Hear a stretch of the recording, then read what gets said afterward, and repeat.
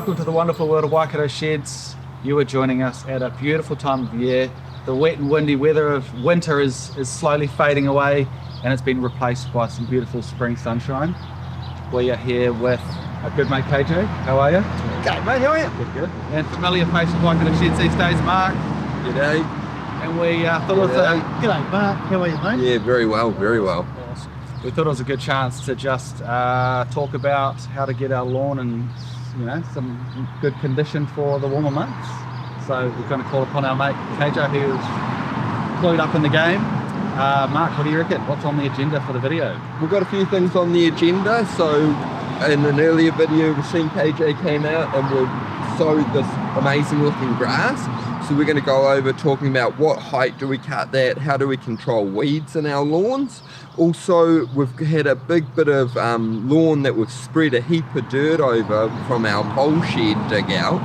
So we're going to talk about reseeding that and how you go about that, which will be handy for a lot of our viewers who have built a shed and now they need to get their lawn looking nice.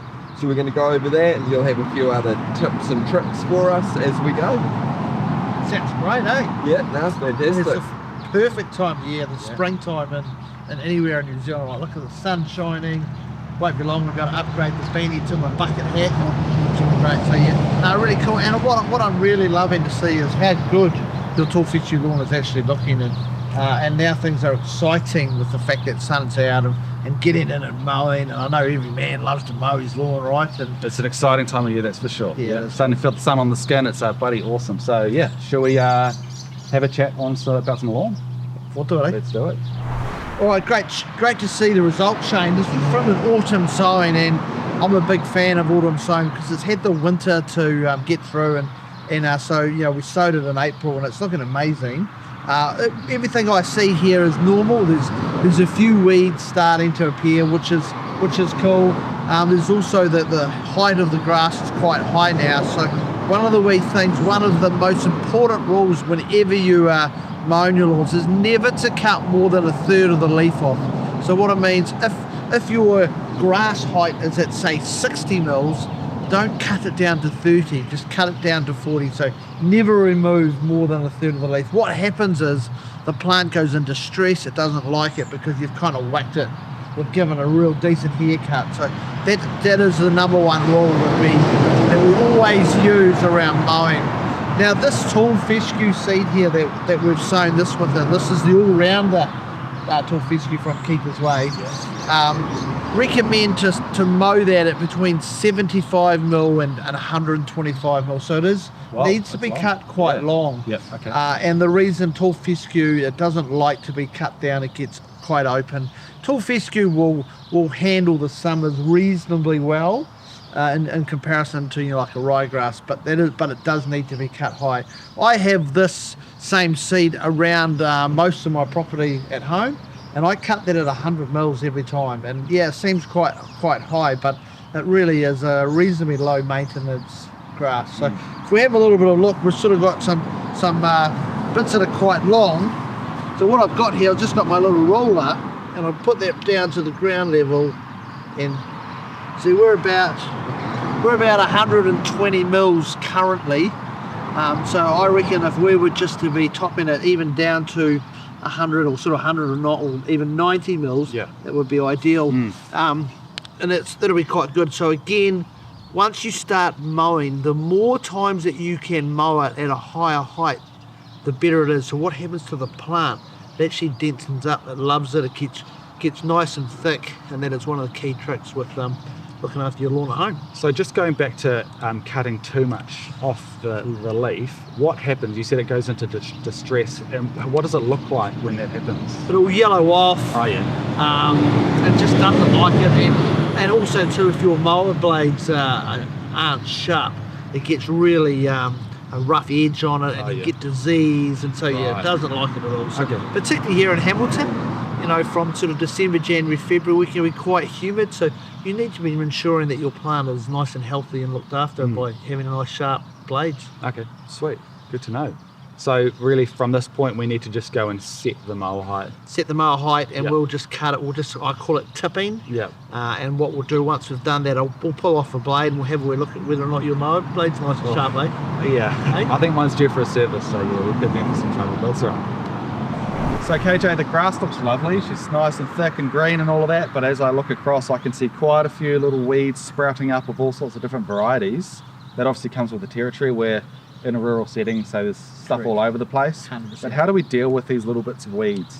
Yeah, well, you've done the right thing, because I know that initially when we sowed it, there were a few weeds that come up early, and that again is normal. There's weed seed in the soil, the wind's blowing seed, the birds are dropping seeds and stuff. So you've done the right thing by holding off. So this lawn now is probably close to 6 months old, which I think is perfect. And it's in the springtime, so what you want to do is to identify what the weeds are. So there's no point having a look at here. This is stalkspill. Now there's no point saying that that's clover and then spraying a product that'll kill clover if it doesn't kill stalkspill. So what I always like to do is have a wander around, have a wee look and ID the grasses. Use Dr. Google, he's got lots of information there for you, so because then you can actually select a herbicide that will remove those plants, and a selective herbicide will remove the weeds and not touch the grasses. But again, the key thing is to identify what weeds you do have. I actually do quite a bit of hand weeding in my lawn at home. Okay. When weeds come up, I've got a little weed tool, which I should have brought with me, but they're so cool. You can just pop out the weed as you're mowing. You can use a screwdriver, another wee trick too as well. Where can the viewers get that little weed tool? From Bunnings, to be fair, the cheapest chips. Okay. I mean, $2.95 for a weed tool. You're not going to get anything cheaper than that. Yeah, that's good. Yeah, and I use them all the time. You just put it in, pull out the roots, and then just pull the plant out. So what I've been doing is, I get weeds in my lawn. Again, it's normal. I might take out 3 or 4 weeds every time I mow, and I'm mowing my lawns quite often. So over time, over a few months, you get rid of a lot of weeds. Right. Yeah. So, okay. because if you don't have to spray a herbicide, I think that's a good thing. Yeah. If you do decide to spray the herbicide, one of the key little messages I'll pass on is fertilise your lawn about a week to 10 days prior to spraying the herbicide. Now there's some reasons for that. There's one, the weed stomata opens up, so the plant's growing, it takes in the herbicide better, you get a better kill. Secondly, your grass is in a healthier condition, so it'll handle the herbicide, and it's a really cool way. And then also too, the grass will be able to recover and fill in any of the holes. Right. Okay. So that's a couple of wee things. And the herbicide, is that stuff for these different types of weed, are they readily available at the place like Bunnings and Mitre 10? 100% they are, yeah. I mean, those places will sell product that will, for each different type of weed you have. You just do need to be careful around ensuring you read the label correctly. The rates are going to be really important. You don't want to put too much on. I think I fell into that trap last Did you? year. Yeah. My lawn turned into straw basically, so I learned my lesson. Yeah, well, you learn it once, eh? Yeah. Don't they say there's winning and learning? And two, just think about the PPE that you might need to wear, whether you need to wear a mask, a respirator or mask. But again, go to the Bunnings and the Mitre 10s. They'll be able to sell you the product that you're looking for. If you've got any questions, reach out to me at Keeper's Way. Yeah, sounds good.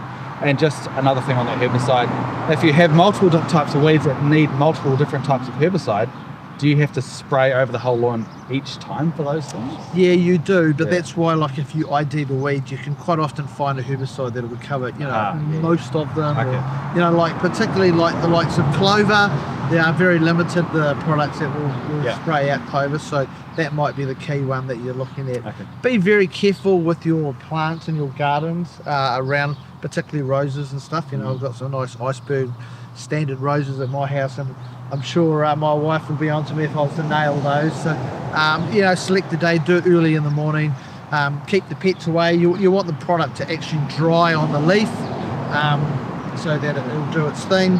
I wouldn't mow for a few days. Be very careful as well if you are composting your clippings. Some of the products that you may use, you cannot compost for 6 months because they'll have an effect on the compost. Oh wow, really? So it's just something, again, the critical thing is around reading the labels. It will say on the labels around that sort of stuff. Cool. So we'll go around, we'll ID some weeds, we'll obviously get the right type of herbicide for our setting, and we'll do that in the coming weeks. And I think if I can just kindly ask Mark for his screwdriver, shall I show you Oh, that sounds how we great can idea. actually Yeah. remove. Oh, he's got, look at that. Perfect. Not the tool I was talking about. However, I'll show you how to get rid of this.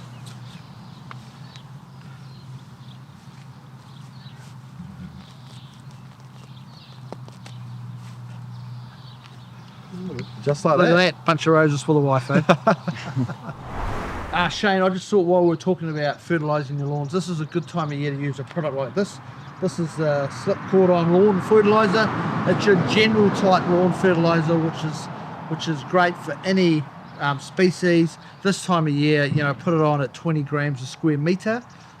With any fertiliser, doesn't matter whether it's the great stuff from Keeper's Way or any of the other brands that are out there. Make sure you always wash them in. Some of them will say that they're non-burn, but I've always just washed them in. It gets the process of breaking down the particles started, and it just reduces the risk of any burn. And another little tip here, I'll throw this one in for free, Shane. When you do spread your fertiliser, you're likely to get some of the particles on your paths or your concrete areas. I always blow vac them off or broom them off, because this has iron in it and it'll stain your concrete. Nothing worse than a lovely looking concrete path and it's got little speckles on it. So I always just go around with my blow vac and blow the stuff off the concrete. Just like what we say when you're building your own shed, when you're sort of drilling and screwing, you're dropping soil all over the slab, then you blow it off. So same thing. Same principle, eh? Yep, cool. And I'm pretty sure I used this on my lawn last summer. Absolutely. And I had one of those fancy little Spreaders. Are cool, so heaps of fun. So. And I would suggest using those, again, available on Keeper's Way. But I see a lot of people that go out and they do this and they spread it. You'll get fertiliser burn marks because you'll never distribute it either. Yeah. So always, if you've got the opportunity to use the spreader, I always recommend that. Cool. G'day, so I'm back in the shop, and we're talking irrigation. So we've set up the irrigation in previous video, and we've got this last one to bury down. You want to talk about why this is a good time to do this? This is a great time to do that, and the reason why we left this out of the ground is when you're establishing brand new lawn, the soil's quite soft and all those sort of things. So I always like to have them out of the ground like what we've done. Now that things have firmed up and the roots of the plant have actually gone down, the whole thing is really stable now. So now we can put this into ground level and set up the angles like what we did in the previous videos, which is a great thing. But now's a great time. All we need to do is with the spade is just pretty much cut a few squares around the outside of it, drop that down, set it up to ground, just under ground level, because the irrigation sprinkler itself will pop up when it goes to start watering. So this is a great time to do that. Yeah, and obviously then we're going to be able to reseed around it, and that seed's going to take in quite quickly. Yeah, and a lot of the times, like if you cut the turf and do it straight away, you can put it straight back and it'll recover. Cool. So we had a little bit of a bare area here, but you will get these little bare areas like this, Mark. Yeah. What I suggest is get your garden fork, and even just make a whole lot of little little holes in it. Throw some seed in it, and that'll grow. Yeah. So, and if I dig those clumps out and rebury them, or if I was digging a trench to put a pipe in, after I've put them in, is that a good time to give that a little bit of fertiliser or a water and just really help that grass re-establish in there? Absolutely. Geez, I think you're wasted working out here at Waikato Shed. You should be doing my job, mate. It sounds good to me. I would like to suggest too that this time of year is a really good time. If you do have an irrigation system, is go out early on and start it up. You might have a gate valve, which for opening up the water. One of the wee things is to always open them really slowly. If you open them up too fast, you can get what they call water hammer.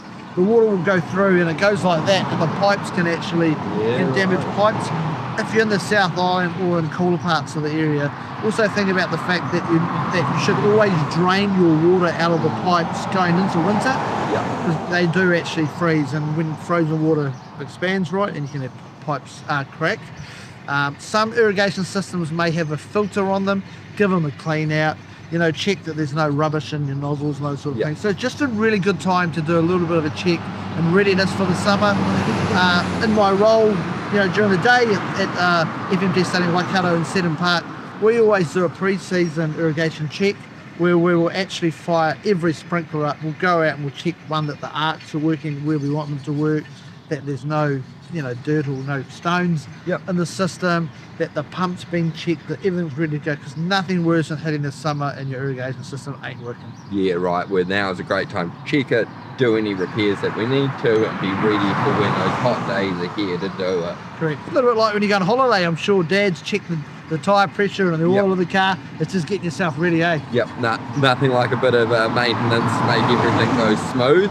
Also, something I've noticed with our lawn is we'd levelled it out, but it was never perfectly level. And as you say, as the grass is set in and everything's settled down, it's not as even as we'd like it. So I was thinking, do I get a load of sand in and sand it with a big rake, or what would you suggest? Look, that can be an option for you. I would just be hesitant around sand because grass will grow in sand, but the downside of the sand is that during the summertime you're going to have to use a lot more water, a lot more fertilizer, because sand, everything will infiltrate right through it really quickly. Yes. And it won't hold on to nutrients, so it's just one of the downsides of sand. But what I would suggest, perhaps as we wander over and have a couple of bare areas, we can talk you through what we can do. What you'll see here, Mark, is that there's a couple of areas that are a little bit thinner than the rest. Yeah. What I'd even suggest is to shave this down with your mower, like get it right down as low as you get it. Get yourself a garden fork and actually make some dimples in the profile and put some more seed in. Okay. And if you find there is a real hole there, you can use some top dressing soil and just lightly work it in. Because what you don't want to do is just put soil on top of this long stuff. You'll end up sort of burying your grass, so you don't want to do that. You want to get the soil into the canopy of the plant so that it's right in the little crevices with a bit of seed, and then just keep it, keep some water on it, and so that it doesn't dry out. And if we did have a really deep dish, we'd probably be better off doing that a few times rather than trying to do it all at once. Just better off working thinner layers up, letting the grass come back through, and then doing it again. Mark, you're outstanding, aren't you, mate? Oh, every man's got to love his lawns. Nothing better, eh? So we're going to go pass it back over to Shane now and talk about mowing heights. Is that right? And he's going to mow a few strips and do that, and then a bit of mower maintenance, eh? While we're talking about mowing. We want to talk about mower maintenance before he goes out. Okay. Things around health and safety as well. Yes. From what I hear, though, I think he's pretty excited to mow this, isn't he? Yeah, he looks. I can see him behind the camera. A big smile on his face. Smiling like a Cheshire cat. He's going to get out and mow this for the first time. Now that's pretty exciting. Yeah. Mate, how proud, eh? The trusty old Massport, eh? Yeah, does the trick for sure. I reckon your grandfather had one of these in his day. Yeah. Got to have a Massport, right? And a president. I know Mark, when I pulled out of the ute, it was his eyes lit up. He's got one of these at home as well. Has he? Yeah. We've got a self-driven one at home. Oh! We've got a steep property, so the self-driven one. Fantastic. Wow. All right, guys. Really important with any mower is to check little things like the oil. So I'm sure you would have done this before, eh, Shane? I'm a little bit nervous, to be honest. Yeah. This will be really interesting, guys, eh? She needs a bit of oil. So what you'll see here, there's two little dots, right? That's the low level, that's the high level. Top it up. It needs, pretty good, mate. We just needs a little top up. So we'll throw some oil in that because this is the blood of the engine, eh? You don't want to run out of blood. So before we mow, we will add a little bit of engine oil. A beauty about the fuel is that fuel does go off. So if your mower's been sitting in the shed for 6 months or hasn't been used for a while, you probably want to drain the tank and put new fuel in it. Fuel doesn't last, so nothing worse than trying to pull the mower and she won't start. I can confirm that was pretty empty this morning. I've topped her up with nice fresh stuff, so that is one thing I can pass the test on. Well done, mate. Thank you. Love it. Great stuff. Another wee thing is the old air cleaner. Well, she could do with a clean as well, I think. didn't even know that was there. Did you not? He needs to go into the steel shop for a service. So we need to give that a bit of a clean out. So just check your manufacturer's book that will come with it. So the manual, it'll tell you what you should use. I'd always give it a bit of, put in a bit of fuel, give it a bit of clean out and blow it out with compressed air so that, because at the end of the day, a motor needs fuel it needs air, and this is where the air comes through. I left it like this in the name of good content. I wanted to show you the worst case. Great content. So we'll give that a clean as well. So one of the things too is talking about looking underneath to wash out your mower. I tend to put it up against the wall and tip it up that way. Ah, okay. And I'll give my give the bottom of it a bit of a washout every time I mow, so that it doesn't get built up with all that, you know, grass and dirt and stuff. Yeah, 'cause that's I what definitely wash mine out, but I tip mine over on the side, so perhaps sort of. Yeah, if you do want to tip, I'd tip it so that the carburetor's up. And you've got to watch too, because if you tip it the other way, the engine oil will run into the carburetor, Yeah. and then you have trouble starting next time. So, Okay. and this is the way that we can check the blades. But what we'll do when we go to mow, we'll see how good these blades are and whether they need a bit of a sharpen. Because I know that I know Shane takes a lot of care of his equipment, so I'm sure it'll be cut really good. KJ, enlighten me. Are you nervous? Yeah, a little This is a bit. I'm excited. This is a big crowd watching. Oh, gee. I mean, I'm sure we could have sold tickets to watch this. Yeah. It's an Anyway, exciting mate, time. you've brought in the president, Mr. President. Yep. Brought him in. Yep. Great to see you got the earmuffs, health and Of safety, course, yes. safety boots on. Yep. Fantastic. Yep. We're going to show people how to set the height on this, eh? Correct. So what I think we should, this is the adjuster here for setting the height. So can you put that as high as it'll go? There we go. And what I think we do, mate, we go out and we do a bit of mowing, and I'll check that height, because we're aiming for 90 mils today. That's Okay. what we talked about. Mm. And then so we'll just see what it's going to cut at. So at the highest cut, rip into it, mate. Okay, cool. Good luck. All right.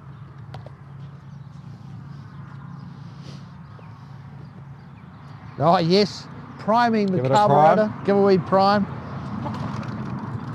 Oh, it's a start. Good start. So we'll just go along here.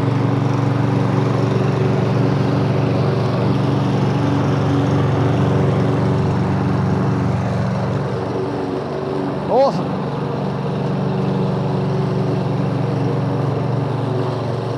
What I'll do now while he's down there mowing reasonably straight, not bad for a beginner. But we'll just go in and check the height of cut.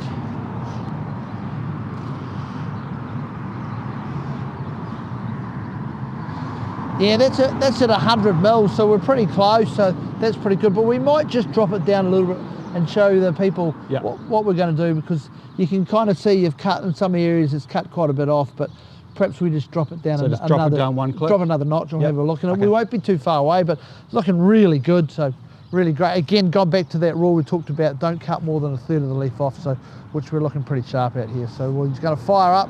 He's just dropped the height down another notch just to lower it. And we'll do another run. I think he's really nailed it. Look at it. Like a dog with two. The same bit. Oh, no, come across here. Come across here. Only one click, but you can definitely notice how much more it's cutting off. Back in and check the height of cut with the old ruler.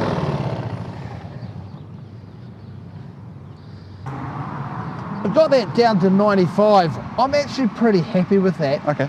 Because what I'd like to see us is to mow the entire lawn at 95, and then perhaps in a couple of days you could drop it down to 90. So Yep. you know, like if we're aiming for 90 to be our height of cut, so Yeah. you don't need to cut it all in one day. Like if it is really, really long, sometimes it might be, so you just need to again top it and just bring the heights down gradually until you get down to your desired height. So we're aiming for 90 for this, eh? And that'll be where we'll get to. And springtime, it does seem like the grass grows really fast, It right? does. So you're going to be mowing weekly easy. 100%. Yeah.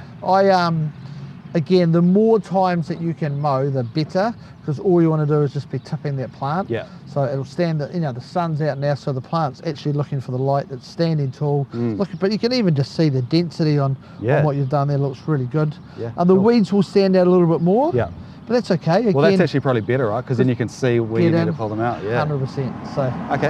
I reckon, mate. Cool. Full You're gonna steam be busy ahead. for an hour, eh? Yeah. I was thinking that while I'm doing this, you can go chat to Mark about over there about laying some grass seed, and then by then I should have finished the thing and we can stand back and admire it. Now, the most important question, Shane. Once you've mowed this, surely you must have a beer lined up.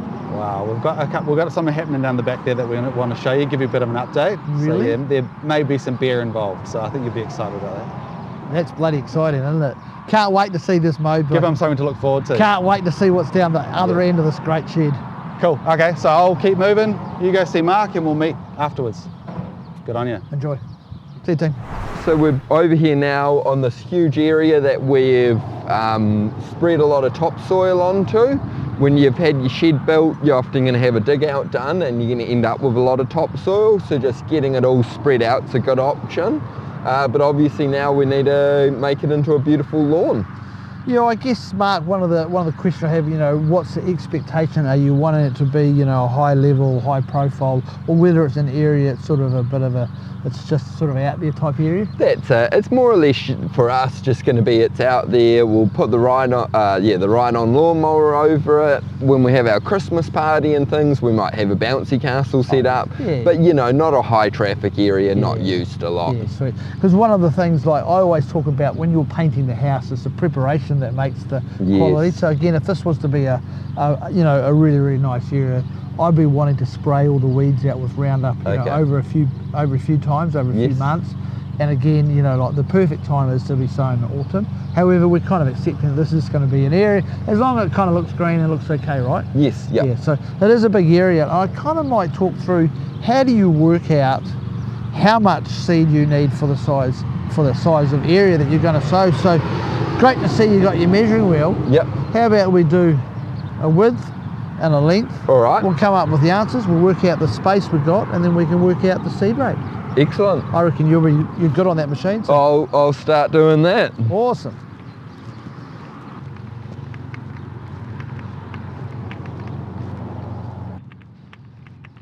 How do we get on there, Mark? What size you got? We've got 95 metres by 15 metres. Sweet, so grab my calculator because I'm a grass cutter. I wasn't great at maths at school. So we go 95 times 15, 1,425. That's square metres. So that's the total size area. So what we need to do there to get the seed rate, I always sow my seed at 50 grams per square metre, or sometimes slightly higher, but we'll work on 50. So times 0.050. We're going to need 71.25 kilos of seed. Fantastic. Yeah, and the seed, Keeper's Way Supply Seed has all the seed rates on the labels and stuff, so you can work it out. But again, the key here, what you've done, Mark, you've measured out the area. You don't need to use a measuring wheel like this, but it's a great tool to get it right. You can actually step it out if you want to get it there or thereabouts. Yeah, that's it. I know that my stride's about a metre, and you can always double check that on a ruler or a measuring tape, and then just stride it out and work it all out. So we'll be looking at 71 kilos of seed. So one of the wee things here now, what we need to do is work up the surface a little bit, create a little bit of a seed bed. Because it's such a big area, I'm not sure whether Shane's going to have enough energy after he's mowed the lawns to be. You can rake it if you wanted to, or you can use a little harrow behind a tractor or behind your mower. You just want to create a little bit of the surface where it's sort of roughed up a little bit so that the seed will have contact, put the seed on, and then go over it again with that machine. And then I just probably would finish off either like an old gate or something behind it, you know. So you just want to create that seed to soil contact. That is the key.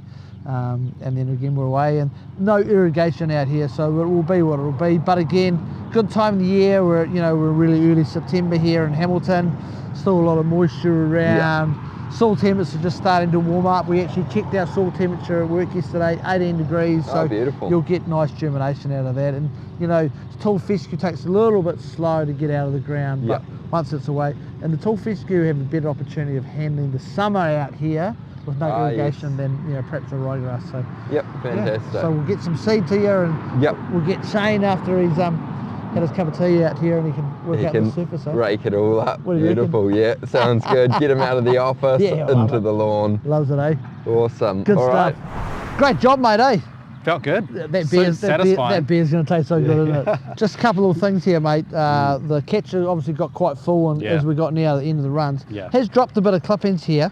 What I always like to do is to just run the mower over this, because what happens is that'll just sit there, and underneath it won't get any sun, ends up by you get little yellow areas. Yep. So I like Yep. to tie those up. And you want to look around and go, yeah, I'm real proud of that, eh? So for sure. options are just blow it off with your blower, or just run over those little areas just to pick up the bits where it dropped out of the catcher. And If I ever do that, I always try and go back and do it from the same way. do you? Yeah. Why are we doing that? Well, just I feel like you can maybe like the lose the striping, eh? effect. Yeah. Well, maybe we need to have a bit of chat around some striping. Yeah. What do you reckon? I think So I I think wanna what we should stripe. do though, mate, we need you to finish this, because if you're Okay. going to do a job, you're going to do it right. Absolutely. That's yeah. the way that the Waikato shed works, right? Yes, boss. About, Yep. about quality, eh? Yeah. Because you are an apprentice. We'll tidy these up because we want this to be looking nice, sharp. But I can tell now just how good it's looked. This lawn did need a cut, and we've cut that at 90 mils. You'll notice that some of the wheel marks are where the plant's been laid over. Tomorrow with the sun out, you watch this tomorrow, boys. You'll be loving it. You'll be all wanting to have your lunch out here, I'm sure. I want to lay on it for sure. You haven't finished yet. Get this finished and we'll go and do some stripe. Sounds good. All right. Okay. So Shane's done with the mowing, and I can already sort of see a bit of stripe action in the lawn, but you see it's really big in America and some people like it here. How do you get the real stripes like they do in the lawns? Yeah. What's the trick? If I tell you that, I'm going to have to kill you. It's worth it to know. What it is, it's the way that the mower has been used. So a real mower, which has a roller on the back of it, actually lays the plant down a bit. So a light stripe would be one that we mowed that way, then the dark stripe when you come back towards us. Yeah, and it's grass laying like that Pretty and the much. light shining on it. Yeah, correct. Okay. So the mower that we've used, the old Massport President, that is just what they call a pedestrian rotary. It doesn't have a roller on the back of it. Yes. There are some models of the rotary mower like that actually do have a roller drum on the back. Okay. That you can put the stripes in, or there's Yeah. a few people that have come up with some home little kits that they've made that patch on the Yeah, back of it. But your real mower is the one that you really want. So Yeah, you yeah. should be able to, but I've got a little bit of a trick for you. Nice, nice. So how about we? I'll just show you a little thing. If you've got a bit of a vent on and you're feeling pretty keen. Yeah. Got a broom? Oh, you got a broom. I got a broom here I prepared earlier. So what we do, we just brush.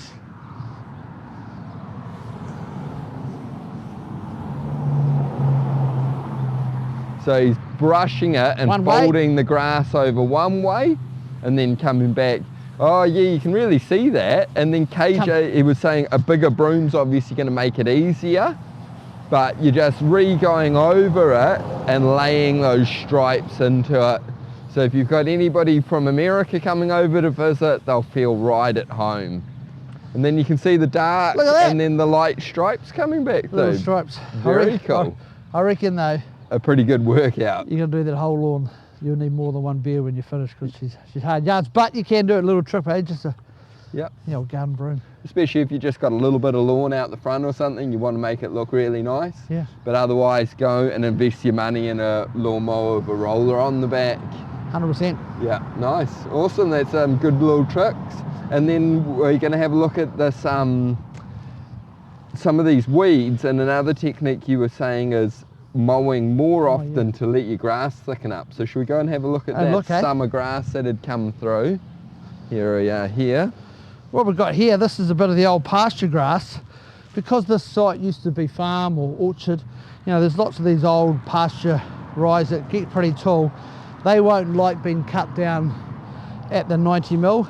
Yep. So the more mowing you do, that'll end up by it'll end up by choking it out as such. So Yeah. Again, one way of eliminating weeds is by having nice dense turf, nice and healthy, because weeds can't get established. And you get the odd weed, but again, you've got to have a little you technique get now. those out and then you keep on mowing, thicken that grass up, and it's just going to be harder and harder for anything to get in there. Because at the venues, Seton Park and FMG Stone Waikato, we don't actually spray any herbicides because we don't really get any weeds, because we've got such a dense turf canopy that it can't get established anywhere. You are going to have weeds out here, old pasture, land, farmland. we're talking about around. weeds, seeds being blown in the wind and stuff, but if you can have a nice healthy turf, it'll help to minimise those weeds. And the more you keep on top of it, the less you're going to have to deal with them. So as you say, if you're mowing it and just picking out a couple of weeds, when you see them come up, you're just going to keep on top of that all the time. I reckon you might get all the staff out here for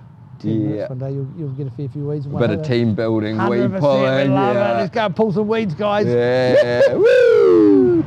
So we've had an awesome morning here doing the lawns. Shane's really worked up a sweat mowing all these lawns, and what you've got to have after a big lawn mowing session is a beer, an ice cold beer. So out the back we've got something special going on, so let's head out there and have a look what's happening. Jeez, I can't wait. Woo-hoo-hoo. Cheers. Cheers, fellas. Lawns are looking fantastic Awesome. out Hey, there. You've got the good stuff as well. We've got the good George. George. And while we're out here, we're actually going to turn this into a bar. So no shed is complete without a bar in it. So we've got some steel house framing. We're going to put a wall across here with a big barn style door in it, so we can have overflow at the Christmas party out there, party in here. We're putting a ranch slider in and a window in from City Glass, and then have the door coming in and come through here. Bar's going to be over here, a nice Cody bench top bar pool's bringing us. So we'll be in here talking grass, talking mowers, maybe a bit of room for a podcast going on, so we can really get in depth with the lawn chat. I've got a question though. Yes. How are you going to stop the staff from being in here? This is going to be a great place to be, isn't it? Yeah, it will be my office. I tell them, get out. I'm busy doing construction management. Yeah. Oh, that's so good. What I love, guys, is just the way that Waikato Sheds and Noble Sheds, how much it's grown from the little days to where we are now. This is such an exciting place and such an amazing facility that you've got here. And the fact that you've got good George on the fridge, it doesn't get any better than that, does it? So, Yeah, so cheers Keeper's Way for coming out and keeping our lawns looking so fantastic. Excited for the future to get more of that in there and I looking think I'm going good. to be worried with the amount of stuff that you guys know now around growing turf. I'm in trouble. I might have to keep a few things up my sleeve. Yeah, No, look, it's been an absolute pleasure doing business with you guys, and Keeper's Way. Really proud to be associated with Waikato Sheds and Noble Sheds. Great people, great sheds, and some good beer. Cheers. Thank you.